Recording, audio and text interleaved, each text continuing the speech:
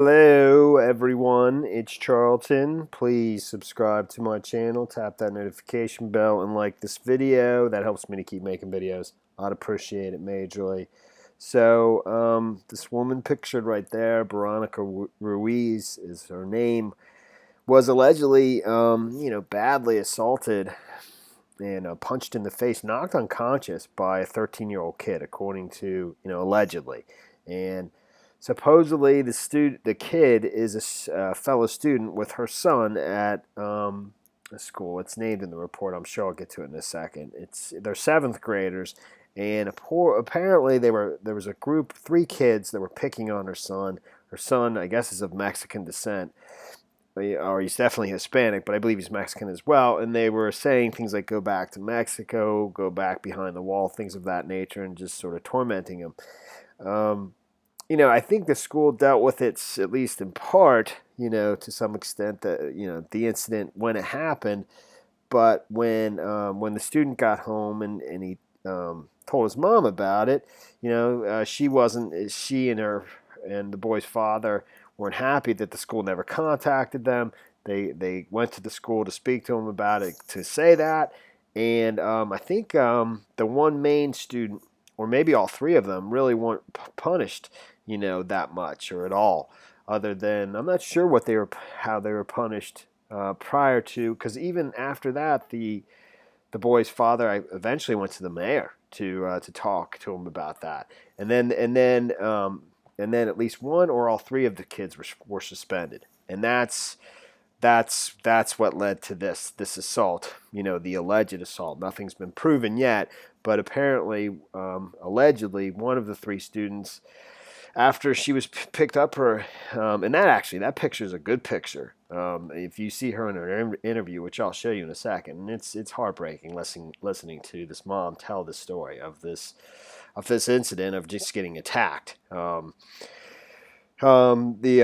After she picked up her son, and she actually had a 1 year old, I think her 1 year old daughter in a stroller walking home from school. The kid that was suspended, approached them and began shouting, shouting profanities at her son. I think she told him to stop, and then he, allegedly just smashed her like right in the face, knocking her completely unconscious to the point where she only woke up when she was on a stretcher, not knowing where her kids are. You know, she spent 2 days in the hospital. She has a fractured eye socket. And it's obviously it's pretty awful.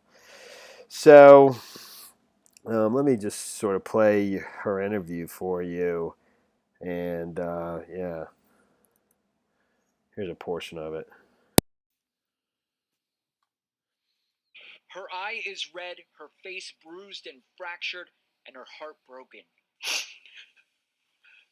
This mother tearfully recalling what happened to her just a few days ago on she was walking home with her son. The guy coming and he say a lot of bad word, and I say stop, don't don't do that.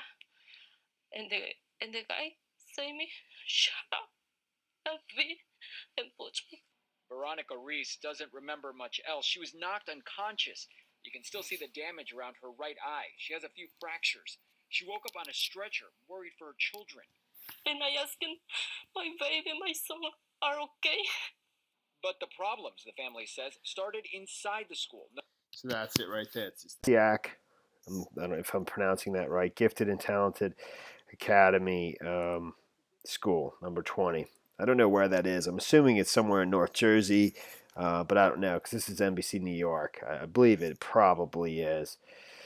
You know, I mean, there's some sort of shocking statements that I saw in the report saying, over at New, I don't know if it was the school administrator saying that the child basically has a right to an education just like her son does, and they do. It just seems like so this and they have representation. The family does, and they plan on suing the school, or suing I think the school or the school district. Basically, their attorney says that's the only thing these big institutions listen to is lawsuits. So, Passaic County woman was attacked and knocked unconscious after complaining to a school vice president about 3 students who threatened her son and told him go back to Mexico. Veronica Ruiz was attacked on June 19th at Lexington Avenue. This was a horrific and brutal attack.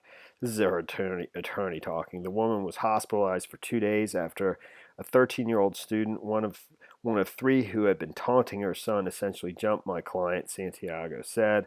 She suffered a fractured eye socket, bruises, and bloodied eye that remained red for days.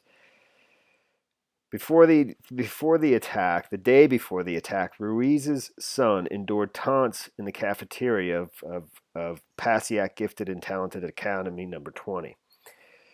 They were chanting, "Mexicans should go back behind the wall." When the boy countered, "We all come from immigrants." When the boy reported the incident to the school officials, they sequestered him for the remainder of the day, either in an office or a classroom. But nobody called the child's parents. When the boy came home that afternoon, he told his mother about the threats and said that he was afraid to go back to school. The mother then went to the school and complained to the vice principal and demanded to know why the school officials had not informed her about the threats of violence. The school principal admitted to the mother that he should have called them, but he had become busy with other matters. So the alleged attack took place after the teen was suspended, even though it's confusing to read it. But it says the vice principal also allegedly refused to suspend the student before the attack and said the attacker had just as much right to an education as her son. It was only after the boy's father, Alfonso Vasquez, contacted the Passaic mayor, Hector Lora, that the teen bully was suspended. But he was suspended, and then the alleged attack took place. So at least that sort of clears it up for me.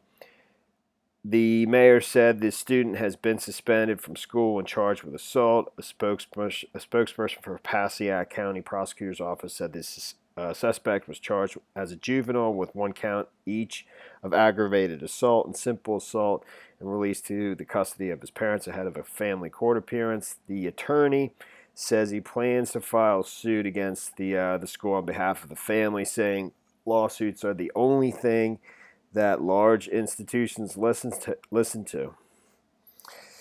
And that is the story there, man. That is the story there. All right, thanks for watching my videos. Please subscribe to my channel. Give me a like down below. I'll see you in the next video. Later, man.